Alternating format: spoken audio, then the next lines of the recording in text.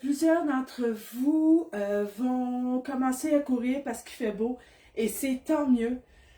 On n'oublie pas, la course à pied, ben, il n'y a pas de juge de la course qui se promène, que vous soyez dans un événement ou en train de courir tout seul dans la rue. Il n'y a pas de juge de la course qui vont vous juger si vous alternez votre course avec de la marche. Il n'y a personne qui va vous juger.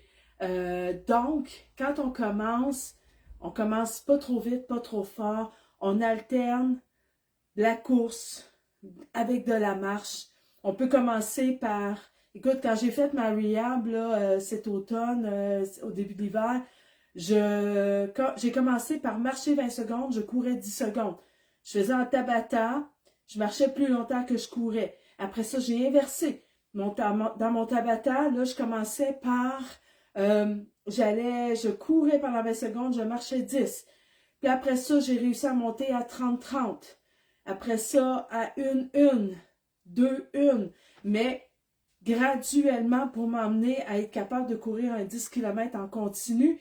Mais mon 10 km en continu, là, si ça n'avait pas bien été ce matin-là, ben, j'aurais juste décidé de le faire en alternance. J'aurais pris des pauses si ça n'avait pas bien été. Ça a bien été, c'était un bon matin, il faisait beau, mes jambes allaient bien, c'était parfait, puis mon gainage tenait. C'était là que j'ai dit, je vais prendre des pauses si je sens que je ne tiens plus mon gainage, et ça allait bien. Donc, parlons de gainage, comment qu'on part notre position de course. Donc, on gaine, mais on ne gaine pas les abdos, on gaine près du pubis ici. Donc, il faut vraiment qu'on sente que ça ici, ça vient gainer, ça va gainer en même temps, ça va nous faire lifter notre plancher pelvien. Là, on est en sécurité. Étape numéro 2, moi, je vais vraiment étirer mes bras pour vraiment être bien droite, bien gainée. Et la position de course, l'action de courir, dites-vous que vous ne vous poussez pas avec vos pieds. C'est que vous allez prendre un angle de déséquilibre et dans le fond, c'est vos pieds qui vont vous empêcher de tomber. Fait que vos jambes vont quasiment pas forcer si vous gardez le bon angle de course. Donc, plus votre angle va être prononcé, plus vous allez être gainé. Donc, on ne casse pas en deux ici. On reste bien gainé et plus l'angle va être cassé. Dans le fond, l'objectif, c'est de revenir à cette position-là le plus rapidement possible. Donc, je vais gainer, m'étirer, prendre mes bras et partir à courir. Donc, mon corps reste très droit, je gaine.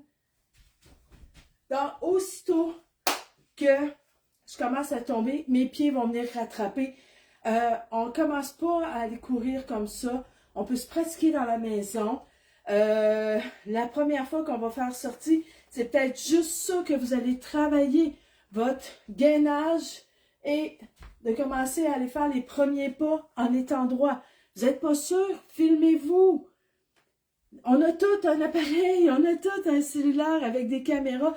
Filmez-vous pour voir si vous êtes bien, si vous n'êtes pas sûr. Demandez à quelqu'un qui vous accompagne de regarder si vous êtes droit parce que si en vous laissant tomber, vous cassez, vous allez courir comme ça, donc vous allez avoir très mal au fléchisseur de la hanche. Donc, on reste droit. C'est sûr qu'au début d'être gainé, vous allez avoir un peu mal au fessier. Là. Ça va être tendu, mais vous allez aller écouter ma vidéo d'étirement, puis vous allez vous étirer comme il faut. Bonne course tout le monde, bonne marche. N'oubliez pas que sur ma chaîne YouTube, vous avez des vidéos pour vous préparer, pour aller courir, pour aller marcher, pour aller en montagne. Donc, allez les écouter, échauffez-vous comme il faut, étirez-vous bien après vos événements et bon été.